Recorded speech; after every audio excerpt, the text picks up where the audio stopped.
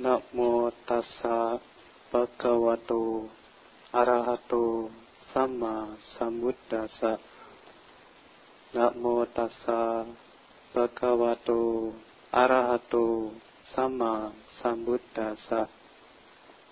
Namo tassa bhagavato arahato sama sambuddhassa.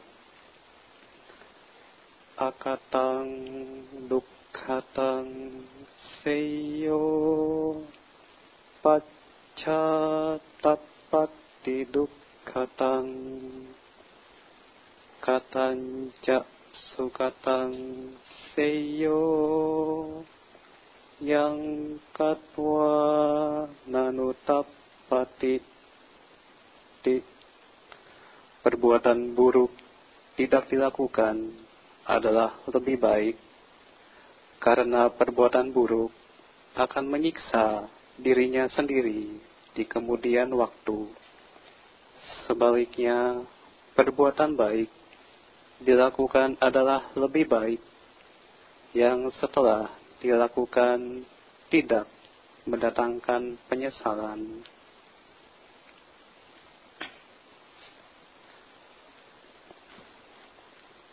Kepada para ibu, bapak, saudara-saudari sedama, saya mengucapkan selamat pagi, Namo Buddhaya, Soti Hotu buat kita semua.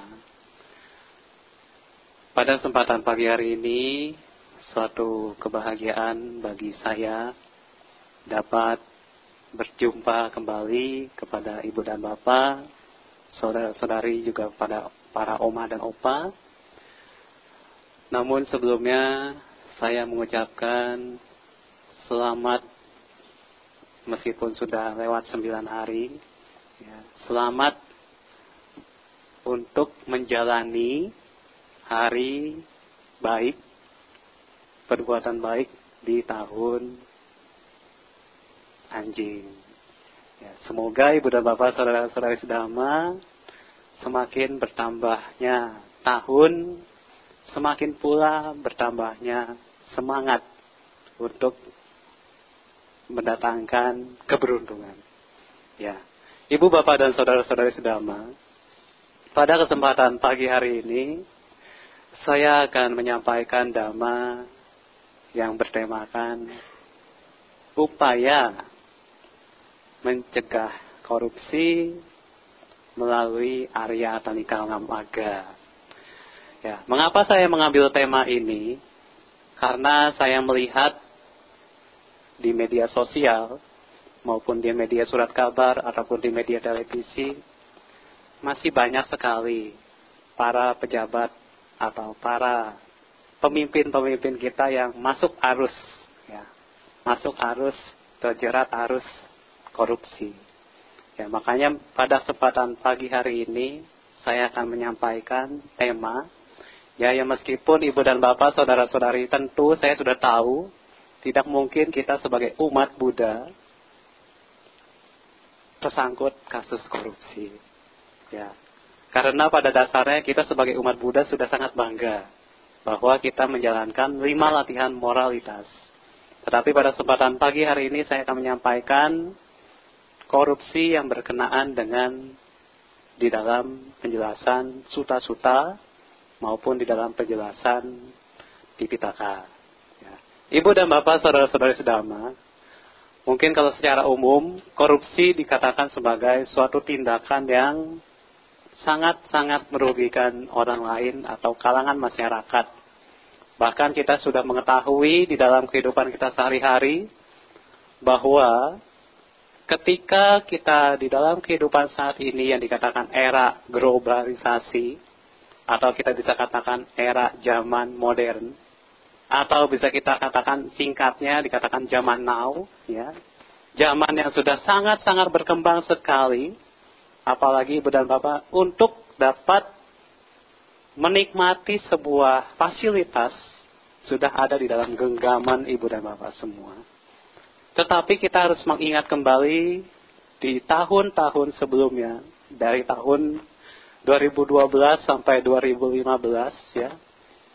yang dikatakan zaman pemerintahannya di era presiden sebelumnya, ya, Bapak Presiden Susilo Bambang Yudhoyono, banyak sekali para pejabatnya yang tersandung kasus korupsi.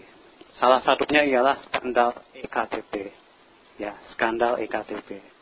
Bahkan bisa saja di tahun-tahun berikutnya banyak sekali drama politik yang kita akan lihat, kita akan saksikan, masih coming soon, ya. Makanya dikatakan ketika kita saat ini berada di zaman now, ya, zaman yang sudah serba canggih, serba muda, serba modern style, bagaimanakah cara kita untuk menyikapi sebagai umat Buddha tetap memiliki yang namanya sangwara, tetap memiliki yang namanya pengendalian diri. Bahkan dikatakan secara umum, ketika kita sudah kaya, ketika kita sudah sangat kaya, sangat sukses, jagalah kekayaan itu laksana engkau menjaga permata yang ada di dalam hati kamu. Tetapi kalau misalnya ibu dan bapak saat ini dikatakan, wah Bante, saya sudah sangat kaya, saya pasti akan menjaga kekayaan saya, tetapi saya ingat, di dalam didikan Dasuta dikatakan, harta yang ditimbun sedalam-dalamnya masih dapat dirampas oleh yang namanya bencana. Bencana alam. Tentu ibu dan bapak sudah ketahui di zaman sekarang ini bencana yang paling mudah ialah bencana banjir. Ya. Bencana banjir yang paling sangat kita lihat secara mata kita.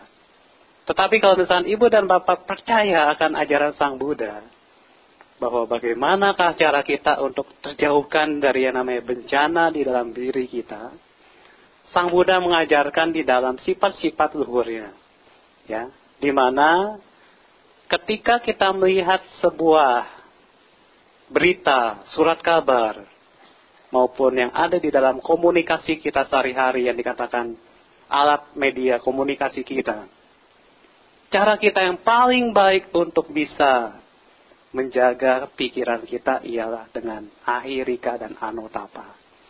Ya mungkin kalau ibu dan bapak sudah tahu arti dari ahirika dan anotapa. Tapi di sini saya akan menjelaskan secara sutta bahwa di dalam sutta ada di dalam Kudakapata, Sang Buddha menjelaskan di dalam Silawatera, ini dikatakan ada di dalam Teragata.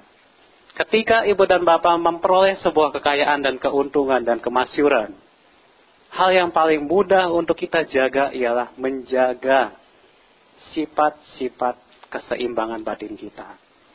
Makanya ketika kita sebagai umat Buddha, mengapa di Owada Patimokkha dikatakan sabapapasa akarana kusala supa sampada sacita parioda panang etang budana sasanati.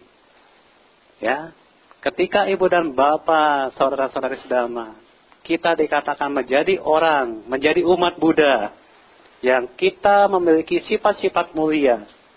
Salah satunya ialah di dalam Manggala Sutta dan di dalam Karanyametta Sutta. Kita selalu diingatkan, jadilah sebagai orang yang mudah untuk menerima. Jadilah orang untuk yang bisa merasa puas hidup seadanya. Kalau kita tidak merasa puas, maka itulah dikatakan Sang Buddha. Hidup itu adalah derita. Makanya ada dikatakan ketika kita masih memiliki yang namanya hidup itu penderitaan, berarti kita menjadi orang yang pesimis, bukan orang yang realistis. Kalau kita katakan hidup itu ialah kebahagiaan, bagaimanakah cara kita untuk bisa mengkondisikan hidup itu bahagia? Ya, makanya ibu dan bapak, saudara-saudari sedama, di dalam Karanyametta Sutta dikatakan haruslah menjadi umat Buddha yang jujur, sungguh jujur, mudah dirawat, maka kita akan bersahaja hidupnya. Kalau kita masih menjadi umat Buddha yang hanya ingin bersahaja hidupnya, atau dikatakan ingin termasyur, ingin menjadi umat yang Buddha yang terkenal, maka kita masih belum bisa dikatakan memiliki yang namanya ahirika dan anotapa. Karena pada dasarnya ahirika dan anotapa inilah yang dikatakan sebagai dhamma penjaga dunia. Ketika kita sebagai umat Buddha, oh iya Bante, saya sudah menjadi umat Buddha yang punya rasa malu dan punya rasa takut akan akibat perbuatan jahat kita. Tetapi kalau kita masih menjadi umat Buddha yang saya tidak takut Bante, mau ada orang siapapun yang mencela saya, yang masih mencaci maki saya hanya mengembangkan cinta kasih. Tidak kita mengembangkan ketika kita dicela atau ketika kita dihujat, kemudian kita membalas dendam. Bahkan dikatakan ada dendam kesumat. Ya. Kesumat artinya adalah ketika kita punya dendam, sampai mati pun kita tidak akan memaafkan orang itu. Makanya dikatakan ketika kita menjadi umat Buddha yang baik, umat Buddha yang berpandangan benar dan pengertian benar, maka kita haruslah menjadi umat Buddha yang memiliki namanya rasa untuk bisa memaafkan. Ya. Atau dikatakan forgiveness. Kalau kita memiliki sifat untuk memaafkan, maka kita pun bisa memaafkan kesalahan di dalam diri kita. Tetapi kalau misalnya ibu dan bapak saat ini saya katakan masih belum bisa memaafkan diri ibu dan bapak semua, maka ketika ibu dan bapak meninggal dunia, sebelum meninggal dunia, adanya pikiran yang diliputi oleh kegelisahan dan ketakutan. Ya. Makanya dikatakan oleh Sang Buddha di dalam Silawat Tera, di dalam Teragata, jika ibu dan bapak, saudara-saudari ingin mempunyai yang namanya kemasyuran, keberuntungan, kesejahteraan, haruslah menjaga silanya dengan baik. Bahkan Sang Buddha juga menjelaskan di dalam Maha Parinibbana Sutta, ya, sutta yang dikatakan sutta terakhir sebelum Sang Buddha meninggal dunia. Ketika ibu dan bapak mempunyai sebuah keberuntungan di dalam hidup, keberuntungan itulah yang tidak akan disita, yang tidak akan diambil oleh pemerintah. Ya. Tetapi kalau misalkan kekayaan kita masih disita, masih diambil oleh pemerintah, berarti kekayaan itu hanya sebatas kekayaan sesaat. Atau kekayaan yang masih diliputi oleh yang namanya tanha. Kekayaan yang masih diliputi oleh yang namanya nafsu keinginan rendah. Ya. Makanya kita bisa ketahui, Sang Buddha hanya mengajarkan kepada kita di dalam Jalan Mulia Berwas 8, adanya perbuatan benar, adanya ucapan benar, dan adanya mata pencarian benar. Kalau ketiga hal ini saja setiap saat kita jaga, maka saya katakan kita menjadi manusia yang paling beruntung. Manusia yang paling serba tercukupi secara perekonomian.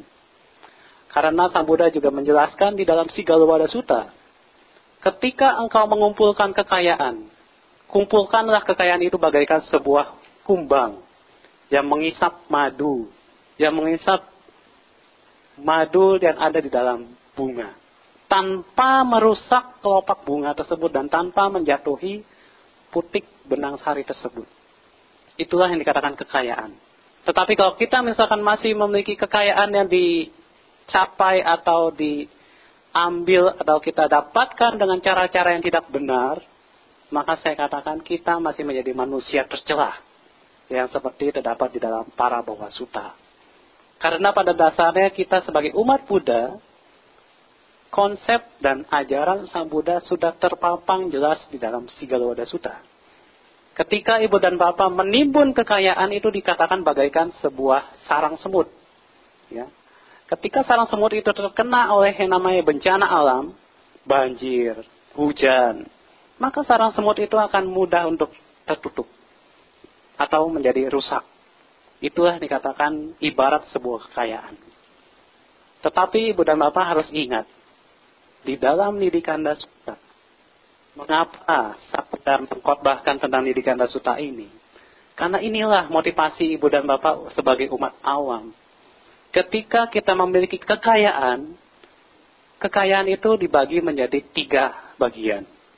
Ya, mungkin kalau ini dikatakan sebagai konsep perekonomian Buddhis, ya, di mana satu bagian ibu dan bapak bisa pergunakan dan nikmati tanpa penderitaan.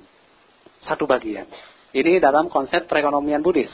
Jadi setelah kekayaan itu ibu dan bapak sudah dapatkan, gaji itu sudah ibu dan bapak dapatkan, satu bagian atau kita bisa bagi dalam 25% hasil kekayaan kita, kita bisa nikmati untuk kehidupan sehari-hari. 25%. Kemudian 25%-nya lagi dari kekayaan kita, atau 2 bagian dari kekayaan kita, haruslah untuk kita mampu menyimpannya. Menyimpannya dalam artian apa? Menyimpannya dalam artian ketika ada kebutuhan mendadak, misalkan ibu dan bapak terserang penyakit, atau terserang sebuah kecelakaan, atau mengalami sebuah kecelakaan, ibu dan bapak bisa untuk mengobati diri ibu dan bapak.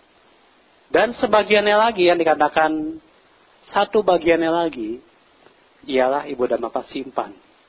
Simpan untuk berbuat kebajikan. Ya, simpan untuk berbuat kebajikan. Makanya inilah yang dikatakan, ketika ibu dan bapak bisa untuk setidaknya menabung di dalam kehidupan kita sehari-hari, saya katakan kita akan menjadi manusia yang serba kecukupan.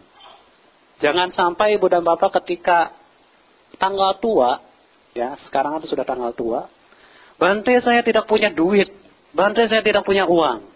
Kenapa saya tidak punya uang? Karena saya masih kurang bisa untuk memanajemen kekayaan saya. Tetapi kalau kita bisa manajemen kekayaan kita, ingatlah di dalam khotbah Sang Buddha ada di dalam Sigalowada Sutta, bahwa kekayaan itu akan dibagi menjadi 3 bagian. 25%, 25%, dan 50%. Kalau ibu dan bapak bisa hitung-hitung dari penghasilan ibu dan bapak semua. Dan ibu dan bapak saudara-saudari sedama, mengapa korupsi itu merajalela di negara kita? Karena salah satunya ialah kurangnya pendidikan. Karena kurangnya pendidikan, maka banyak manusia yang masih pendidikannya rendah, sehingga punya banyak janji-janji manis, dan mereka dibohongi. Mereka hanya ditipu. Contohnya saja, rumah DP 0%. Ya, itu contohnya. Contoh banyak kasusnya, banyak lagi. Tetapi ibu dan bapak ingatlah, bahwa tema ceramah saya pada kesempatan pagi hari ini, sebagai bekal ibu dan bapak di tahun 2018 dan 2019, untuk bisa bijaksana dalam memilih calon pemimpin yang bijaksana. Ya, makanya saya pada kesempatan pagi hari ini, saya akan memaparkan yang saya sampaikan karena salah satunya saya termotivasi, terdorong, ya, karena pada banyak hari-hari sebelum-sebelumnya banyak berita-berita yang menyajikan berita contohnya ialah Roro Fitria, ya, kasus narkoba. Kemudian lagi kasus sidang EKTP. Ya. Banyak sekali kasus di mana di Indonesia ini yang saat ini sedang menjadi sorotan di televisi. Dan yang paling utama, yang paling kita sering lihat di mana ialah zaman now yang dikatakan serba canggih, serba mudah. Bahkan kita bisa dapatkan di mana dengan cara online manusia bisa mendapatkan sebuah penghasilan. Bahkan kemarin saya pernah mendengar, ya, sudah ada ternyata mall online. Ya, mall online seperti mall yang menyajikan beberapa barang yang bisa kita dapatkan tanpa kita harus pergi ke mall.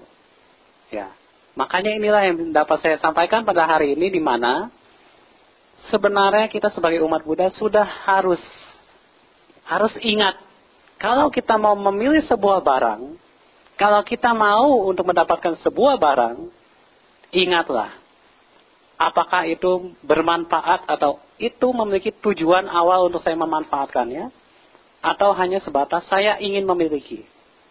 Kalau saya hanya ingin memiliki, bahwa kita masih diliputi oleh namanya tanha.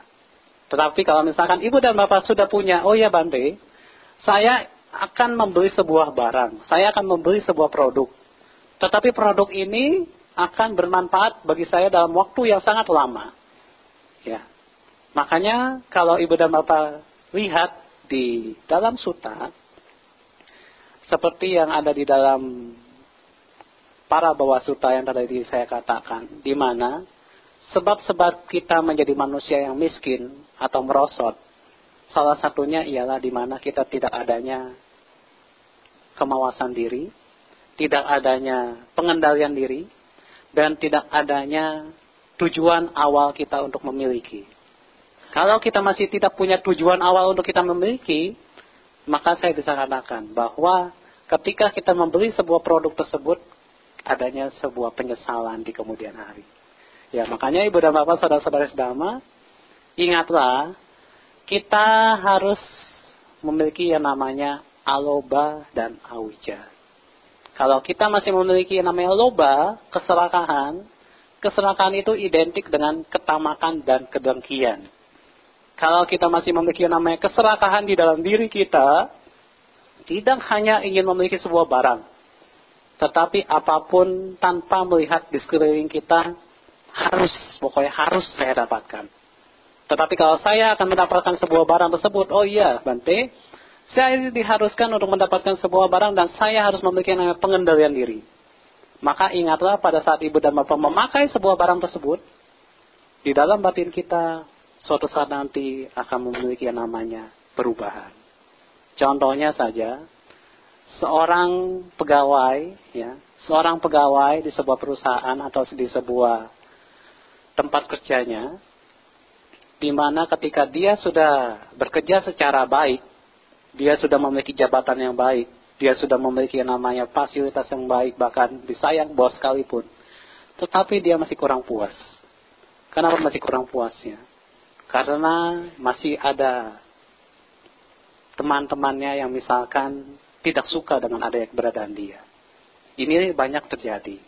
Makanya kalau kita sebagai umat Buddha, ketika menghadapi atau mengalami sebuah pekerjaan, tetapi ada orang-orang yang tidak kita sukai, Sang Buddha hanya mengingatkan kepada kita, kembangkanlah cinta kasih. Kembangkan cinta kasih pada saat kita misalkan sebelum pergi kerja, sebelum kita berangkat kerja, ya, kita cukup meditasi, memancarkan cinta kasih kepada yang ada di tempat kerja kita, yang membenci kita. Maka itu bisa diharapkan, bisa mengkondisikan Ibu dan Bapak tidak memiliki musuh di dalam selimut. Ya. Ibu, Bapak, dan saudara-saudari sedama, untuk selanjutnya, Sang Buddha juga bersabda di dalam khotbah Dhammacakkappavattana Sutta bahwa jalan mulia 28 ini yang berkenaan dengan bermata pencarian yang benar, tentu ibu dan bapak saudara-saudari sedama sudah mengetahui bahwa ketika ibu dan bapak sudah memiliki mata pencarian yang benar, ya, mata pencarian yang sesuai, di mana mata pencarian ini tidak akan bermata kail. Tahu bermata kail? Bermata kail ialah di mana ketika kita punya mata pencarian, tetapi malah membuat kita menggandrungi atau kita digandrungi oleh namanya sebuah penderitaan. Tetapi kalau kita bermata pencarian sudah sangat sesuai dengan Dhamma, di mana dengan kita punya mata pencarian ini, kita bisa lihat para pemuda-pemudi kita di zaman sekarang yang sudah sangat sukses. Siapakah itu?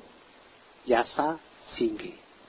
Pemuda yang paling pertama sukses, ya, dalam usia yang sangat muda belia, tetapi dia bisa mendapatkan sebuah pendapatan dalam waktu 1 bulan, kalau saya melihat di dalam sebuah berita, 200 juta dalam waktu 1 bulan. Ya. Makanya kita dikatakan sebagai umat Buddha, di mana ketika kita punya para anak-anak yang nantinya menjaga bangsa kita ke depannya, di mana kita selalu bekali dengan pendidikan yang berbudi pekerti, pendidikan yang berbudi luhur. Maka di situ akan mengkondisikan anak-anak kita nantinya semakin punya banyak kalyanamita yang sudah sukses, ya, yang sudah sukses di dalam Dhamma. Makanya ibu dan bapak saudara-saudari sedama, salah satu penyebab korupsi, ya, korupsi penyebab utamanya ialah di mana meskipun mereka sudah tinggi jabatannya, sudah tinggi status sosialnya, tetapi dia masih kurang puas. Dia masih sering diliputi oleh yang namanya ketidakpuasan. Mengapa dia tidak puas? Contohnya saja, Saya sudah bekerja sebanyak-banyaknya untuk negara. Saya sudah bekerja secapek-capeknya untuk negara. Tetapi para masyarakat yang ada di dalam kelompok atau yang ada di dalam sebuah wilayah masih sangat kurang sekali untuk menghormati saya. Masih sangat kurang sekali untuk bisa melihat jeripayah saya. Yang ada apa di dalam pikirannya si pemimpin tersebut? Yang ada ialah adanya tuntutan di dalam dia bekerja. Makanya saya bisa mengatakan kepada ibu dan bapak saudara-saudari selama, ingatlah bahwa ketika kita bekerja di sebuah perusahaan atau instansi atau organisasi atau di sebuah wihara sekalipun, ingatlah bahwa kita bekerja bukannya untuk menuntut, bukannya untuk mendapatkan hasil yang banyak, tetapi di mana ketika kita bekerja, ingatlah bahwa bekerja itu ialah pengabdian. Bekerja itu adalah sebuah pelayanan. Bekerja itu ialah jerih payah kita untuk bisa melakukan banyak kebajikan. Kalau kita di dalam bekerja masih punya banyak tuntutan, saya katakan ibu dan bapak punya anak ketika bekerja banyak tuntutan, otomatis anak-anaknya tidak akan puas atau selalu berhenti atau selalu mencari pekerjaan-pekerjaan yang baru.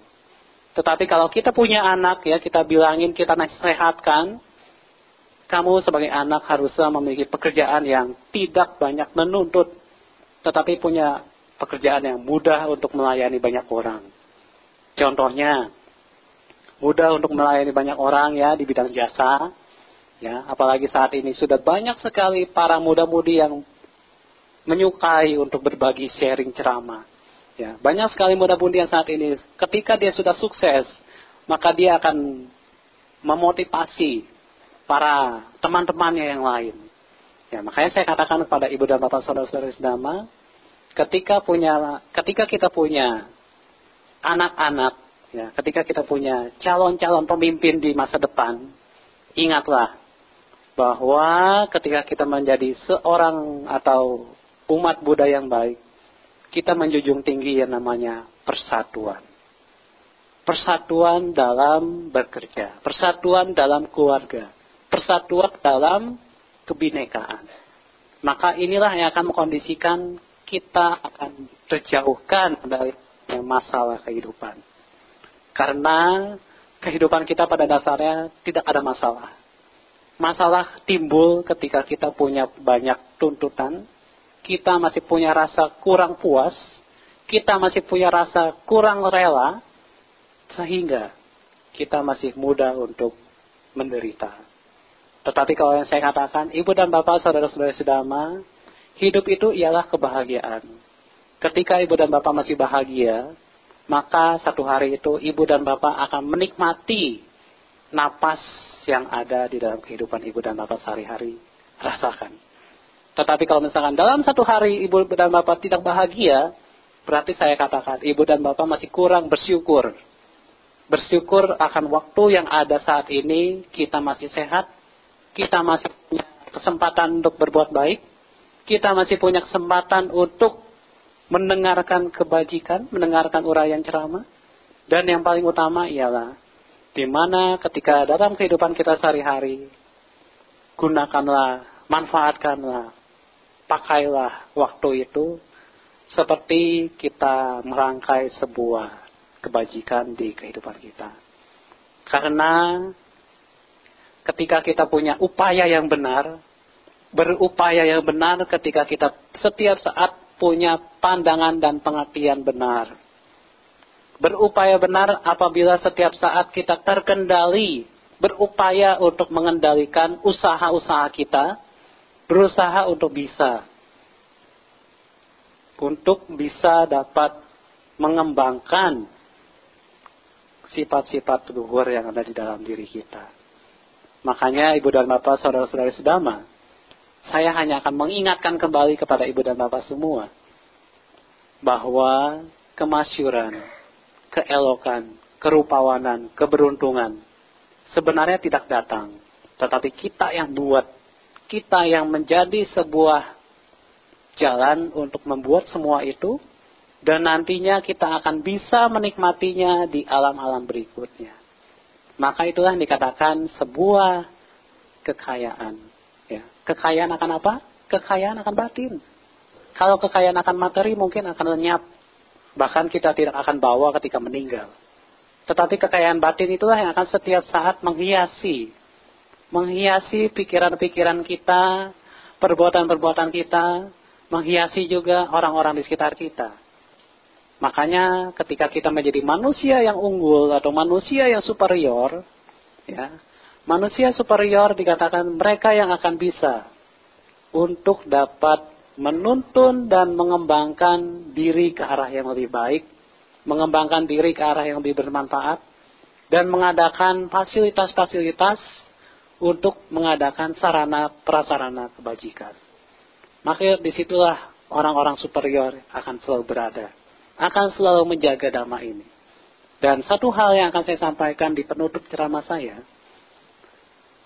apapun yang saat ini kita lakukan, Ibu dan Bapak, saudara-saudara sedama, saya akan mengingatkan kembali, jadilah umat Buddha yang selalu bisa berterima kasih dan memiliki yang namanya kepuasan di dalam diri kita. Maka kita akan bisa menjadi umat Buddha yang setiap saat tidak akan ada tuntutan. Tuntutan yang ada di dalam batin dan pikiran kita akan menyebabkan kita selalu terkail oleh yang namanya banjir. Oleh yang namanya pikiran-pikiran yang menyeret kita, semakin membuat kita menderita. Tetapi kalau kita setiap saat ingat akan khotbah Sang Buddha, banyak sutta untuk para perumah tangga. Yang salah satunya favoritnya ialah Sigalowada Sutta, di mana Ibu dan Bapak sebagai umat Buddha, dapatkanlah kekayaan itu tanpa merusak lingkungan di sekitar kita, tanpa merusak hubungan persahabatan dengan teman-teman kita. Tetapi semakin menjalin persahabatan untuk memiliki banyak teman sejati. Kalyana mita. Ya. Inilah yang dapat saya sampaikan kepada Ibu dan Bapak saudara-saudara sedama. Semoga dapat dimengerti secara benar. Semoga dapat dijalankan secara benar. Dan semoga menjadi motivasi untuk Ibu dan Bapak selalu menabung, selalu memanajemen, selalu mengkondisikan hal-hal yang di dalam keseharian Ibu dan Bapak semua. Saya sampaikan, semoga kita semua selalu maju di dalam dhamma. Semoga Ibu dan Bapak selalu semangat untuk mengembangkan parami dan kebajikan. Sabbe sata bhavantu sukhitata, semoga semua makhluk berbahagia.